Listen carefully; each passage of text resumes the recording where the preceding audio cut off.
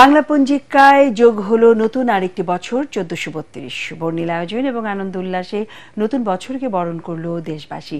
মুক্তির আলোয় গানে গানে বাংলা নতুন বছরকে বরণ করে নিল ছায়ানটের শিল্পীরা। ভোরের সূর্য ওঠার সাথে সাথে রমনার বটমূলে সুরের মূর্ছনা রাঙিয়ে তোলে চারপাশ। নতুন বাংলাদেশে নতুন বছর হোক শান্তির অগ্রযাত্রার এমন প্রত্যাশা সবার কণ্ঠে। এবছর ভিন্ন একটি রাজনৈতিক প্রেক্ষাপটে পয়লা বৈশাখ উদযাপনে রাজধানী জুড়ে নেওয়া হয় কঠোর নিরাপত্তা ব্যবস্থা। হাসিবুল হাসান স্ট্যালিন ও এমদাদুল হকের ক্যামেরায় রিপোর্ট মাহবুব কবির চপলের।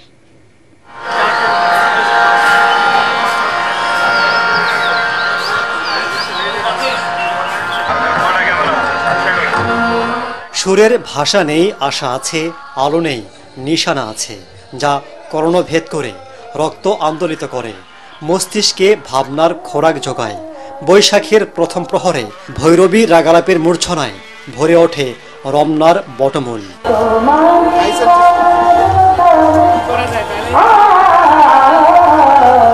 তখনও ঢাকা শহরের বেশিরভাগ মানুষের ঘুম ভাঙেনি, কিন্তু রমনায় সুরের যে জাদু তৈরি হয়েছে তা সবুজের জানালা ভেঙে ঘুমন্ত মানুষকে গান শুনিয়েছে, যে সুরে সুর মিলিয়েছে পাক পাখালিরাও।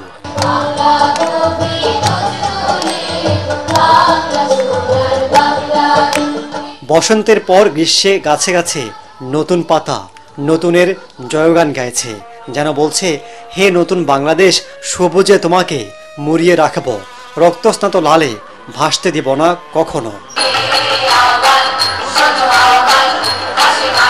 গানের অসাধারণ এক শক্তি আছে। গান কখনো হয়ে ওঠে প্রতিবাদের ভাষা, কখনো গান হয়ে ওঠে ভালোবাসা, ভালো বার্তা।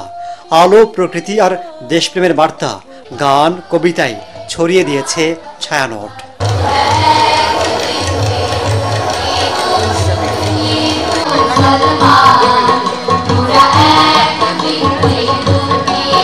আমার নববর্ষ পালন করা হচ্ছে চট্টগ্রামে, কিন্তু এবার প্রথম আমি ঢাকায় পালন করছি।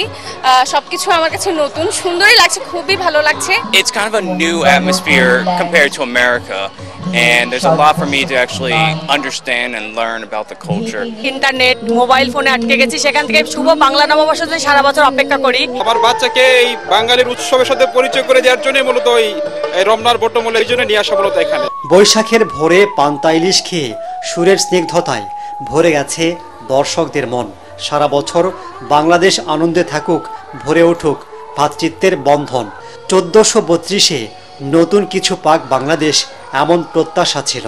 নতুন এইবার স্বাধীনতার পরে আমাদের প্রথম নববর্ষ, তো মানে প্রত্যাশা তো অনেক কিছু। ছায়ানটে যারা আসে এই অনুষ্ঠানে, বর্ষবরণ অনুষ্ঠানে, তারা প্রাণে বাংলাদেশকে বহন করে। প্রত্যাশা হচ্ছে আমাদের দেশের যত প্রবলেম আছে সেগুলো সব শেষ হয়ে যাক। পয়লা বৈশাখের এই দিনে শুদ্ধ হতে আসি। আমার মনে হচ্ছে যে এখানে আসা অনেক ভালো হচ্ছে, আমার ভালো লাগছে। তথ্য প্রযুক্তির এই সময়ে তরুণরা বাঙালি সংস্কৃতি বিমুখ হয়ে পড়েছেন, এমন ধারণা অনেকটা মিথ্যা প্রমাণ করেছে তারা। 100% বাংলা গানগুলো উপভোগ করছে, যেটা সাধারণত কোথাও করা হয় না। It's my first time in Bangladesh, like celebrating. আমার তো মনে হয় যে তরুণরা বাংলাদেশের যে সংস্কৃতি সেটা করে বেশি করে ধারণ করে। গান অনেক সুন্দর, এখানের পরিবেশ অনেক সুন্দর। বাংলা নববর্ষের দিন সকালবেলা উঠে আমার এদিকে আসতে মজা লাগে অনেক। 1967 সাল থেকে রমনার বটমূলে বর্ষবরণের আয়োজন করে আসছে ছায়ানট। 1.5 শতাধিক শিল্পী কুশলের অক্লান্ত পরিশ্রমে আয়োজন হয়ে ওঠে প্রাণবন্ত। কিছুটা শঙ্কা থাকলেও অনুষ্ঠান নিয়ে সন্তুষ্ট আয়োজকরা। আমরা একটু শঙ্কিত ছিলাম যে লোকজন কম হয় কিনা, কিন্তু আমার মনে হয় যে মোটামুটি প্রতি বছরের মতো একই রকম না হলেও কিন্তু ভালো লোক সমাগম হয়েছে। আপনারা দেখেছেন এই বছরের নববর্ষ কতটা ইনক্লুসিভ হয়েছে, আমরা সবাইকে নিয়ে করেছি। বর্ষবরণ অনুষ্ঠান ঘিরে নিরাপত্তার চাদরে ঢেকে দেওয়া হয় রমনা পার্ক এলাকা। নতুন বছর মানে নতুন আশা, নতুন স্বপ্ন, যে স্বপ্ন জুড়ে আছে বৈষম্যহীন, সমৃদ্ধ, শান্তিময় বাংলাদেশ। যে বাংলাদেশ নিশ্চিত হলে শত শত বৈশাখ আসবে সুখের প্রতিচ্ছবি হয়ে। মাহবুব কবির চপল, এটিএন বাংলা, রমনার বটমূল, ঢাকা। সঠিক প্যাড আর সঠিক তথ্য দিয়ে এসব সামলে নিব এক হয়ে। Monalisa sanitary napkin. নববর্ষ বরণে উচ্ছ্বসিত হাজারো মানুষের ঢল নেমেছিল ঢাকা বিশ্ববিদ্যালয়ের চারুকলা অনুষদ আয়োজিত আনন্দ শোভাযাত্রায়। এতে নিজেদের সংস্কৃতি তুলে ধরার পাশাপাশি জুলাই গণ অভ্যুত্থানের স্মৃতিচিহ্ন ও ফিলিস্তিনিদের প্রতি সংহতি জানানো হয়। তবে উৎসব আমেজের মধ্যে ফ্যাসিস্টের মুখাবৃত্তি নজর কাড়ে সবার। বর্ণিল মুখোশ, রঙিন পোস্টার, প্ল্যাকার্ড আর ঐতিহ্যবাহী সাজসজ্জায় বৈচিত্র্যময় হয়ে ওঠে এই শোভাযাত্রা। আরও জানাচ্ছেন SM আশরাফ। ক্যামেরায় ছিলেন আজিজুল পলাশ, এইসানুল স্বজন এবং আশিক মাইনুদ্দিন। এসো হে বৈশাখ এসো এসো, এসো হে বৈশাখ এসো এসো। ঘড়ির কাঁটায় ঠিক সকাল 9টা। সাধারণ মানুষের ঢল চারুকলার সামনে। চারদিকে পহেলা বৈশাখকে বরণ করে নেওয়ার আবহ। রবীন্দ্রনাথের গানের মতোই এসো হে বৈশাখ এসো এসো, এসো হে বৈশাখ এসো এসো। এভাবে এক উৎসবে 28টি জাতিগোষ্ঠীর মানুষকে এক সুতোয় গেঁথে ফেলার দৃশ্য বিরল। তাদের এক একজনের ভাষা ভিন্ন, কিন্তু উৎসবের প্রশ্নে সবাই বাংলাদেশি। এই উচ্ছ্বাস দেখে কে বলবে বৈশাখের প্রথম প্রহরের সূর্যের তাপমাত্রা তখন ঘাম ছুটিয়ে দিচ্ছে? আজকে বৈশাখের মধ্যে দিয়ে যে আরেকটা জাতিগোষ্ঠীর প্রতি যে নিপীড়ন হচ্ছে, এটার জন্য আমরা তাদের পাশে সংহতি জানাতে পারছি। নতুন বাংলাদেশ, নতুন দিগন্ত, নতুন উদ্যাপনা নিয়ে আমরা বেরিয়েছি। প্রথমবার আমাদের একটা র্যালি, আমাদের গ্রুপ নিয়ে আসাটাই একটা মজা। আমাদের সংস্কৃতি আমরা বিলুপ্ত করে ফেলছি এসব উদযাপন না করে। এই সংস্কৃতির মধ্য দিয়ে আমরা সকল সম্প্রদায় একসাথে হয়েছি। গত কদিনের এই আয়োজন সফল করার যুদ্ধে রীতিমতো ঘাম ছুটেছে চারুকলার শিক্ষার্থীদেরও। 1 মাসের প্রচেষ্টায় ফ্যাসিস্টের যে মোটিভ তারা বানিয়েছিলেন তা ঝলসে যায় দুষ্কৃতিকারীর আগুনে। মাত্র 48 ঘন্টার মধ্যে আরেকটি মোটিভ বানিয়ে তারা জানান দিতে চাইলেন স্বৈরতন্ত্রের বিরুদ্ধে গোটা জাতি।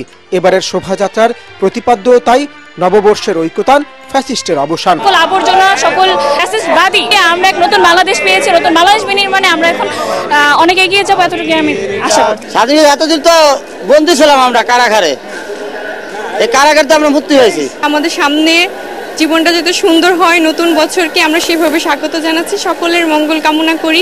সমালোচনার ঊর্ধ্বেই তো সবকিছু, এবং আমরা দেখতে পাচ্ছি যে আসলেই সমালোচনার ঊর্ধ্বে। যে শিশু এর আগে দেখেনি বৈশাখ কি, যে জানে না বাংলাদেশের সংস্কৃতির রূপ কেমন, তারাও এসেছে বাবার হাত ধরে। আর বিদেশিরা তো রীতিমতো অবাক, কোথা থেকে আসলো এত রং, এত উৎসব। খুব আনন্দিত, খুব মজা। এই দেশে অনেক মার্কেট ওয়েজিন দেশে আছে, তাই আমি বাংলা ভাষা শিখেছি। আমার এবছর এসে ভালো লাগছে। মাথায় ফুলের মালা, হাতে রঙিন চুড়ি, এই দৃশ্য ব্যান্ড শিল্পী মাকসুদের সে বিখ্যাত গানেই যেন মনে করিয়ে দেয়। বাসন্তী রং শাড়ি পরে ললনারা হেঁটে যায় মেলায় যায় রে। মেলায় যায় রে, মেলায় যায় রে, মেলায় যায় রে, মেলায় যায় রে। শোভাযাত্রায় বিভিন্ন মুখোশ, পাপেট, বাঘ, পাখি, মাছ সহ বিভিন্ন শিল্পকর্মের মাধ্যমে তুলে ধরা হয় গ্রামীণ জীবন ও প্রকৃতি নির্ভর এই জাতির সংগ্রামের ভয়ানক সুন্দর রূপ। অনেক আলোচনা, সমালোচনার বাধা এসেছে এবারের বৈশাখী উৎসব নিয়ে, কিন্তু সেই সব কোনো বাধাই আসলে এই যারা উৎসবে সামিল হন তাদেরকে ফেরাতে পারেনি। বরং নিয়মিত যারা এই বৈশাখী উৎসবে অংশ নেন তারা বলছেন এই বাধা বরং বাংলাদেশিদেরকে আরও বেশি অনুপ্রাণিত করেছে এই বৈশাখী আনন্দ শোভাযাত্রায় অংশ নিতে। SM আশরাফ, ATN বাংলা, ঢাকা বিশ্ববিদ্যালয়, ঢাকা। এবার বর্ষবরণের আনন্দ শোভাযাত্রার রাজনৈতিক কোনো দৃষ্টিভঙ্গি নেই বলে দাবি সংস্কৃতি উপদেষ্টা মুস্তফা সরোয়ার ফারুকীর। বিগত বছরগুলোতে এই শোভাযাত্রাকে রাজনৈতিক উদ্দেশ্যে ব্যবহার করা হয়েছে অভিযোগ করে তিনি বলেন, একটি নির্দিষ্ট রাজনৈতিক গোষ্ঠী তাদের প্রতিপক্ষকে ঘায়েল করতে নববর্ষ উৎসবকে ব্যবহার করেছে। উপদেষ্টা বলেন, এবার শুধু ফ্যাসিস্টের মুখাবয়ব ব্যবহার করা হয়েছে শোভাযাত্রায়, কারণ ফ্যাসিস্ট কোনো রাজনীতির অংশ নয়, এটি সবচেয়ে বড় অশুভ শক্তি। আমরা যে এবার থেকে এটাকে বাংলাদেশের উৎসব হিসাবে জাতীয়ভাবে পালন করা শুরু করলাম, আমি মনে করি এটা বাংলাদেশের সাংস্কৃতিক ঐক্য এবং সম্মিলনের পথে একটা বড় ধাপ। দেশবাসীকে বাংলা নববর্ষের শুভেচ্ছা জানিয়েছেন প্রধান উপদেষ্টা ডক্টর মোহাম্মদ ইউনূস।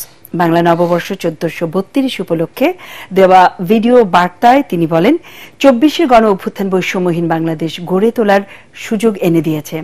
এই অভ্যুত্থান বৈষম্যহীন, সুখী, সমৃদ্ধ, শান্তিময় ও আনন্দপূর্ণ বাংলাদেশ গড়ে তোলার প্রেরণা দেয়। শুভেচ্ছা বার্তায় তিনি আরও বলেন, পয়লা বৈশাখ সম্প্রীতি, মহামিলন ও সবাইকে আপন করে নেয়ার দিন।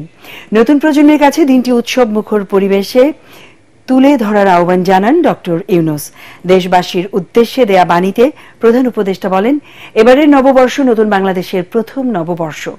বিগত বছরের গ্লানি, দুঃখ, বেদনা ভুলে নতুন উদ্যমে সামনের দিকে এগিয়ে যেতে হবে। তিনি আরো বলেন, বৈষম্যহীন দেশ গড়াই হোক নববর্ষের অঙ্গীকার।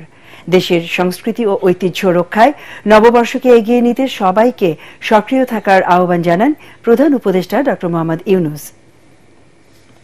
প্রিয় দেশবাসী, সবাইকে বাংলা নববর্ষ 1432-এর শুভেচ্ছা জানাচ্ছি। এবারের নববর্ষ নতুন বাংলাদেশের প্রথম নববর্ষ।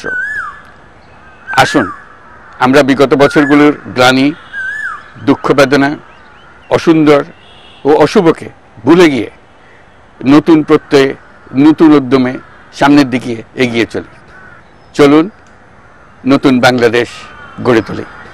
নববর্ষ 1432 আমাদের সবার জন্য শুভ দিনের সূচনা করুক।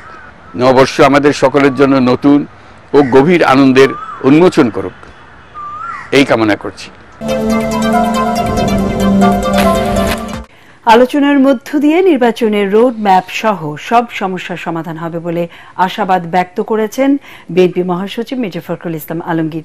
চিকিৎসা শেষে দেশে ফিরে তিনি বলেন, নতুন বছরে নতুন আলোর মুখ দেখবে মানুষ।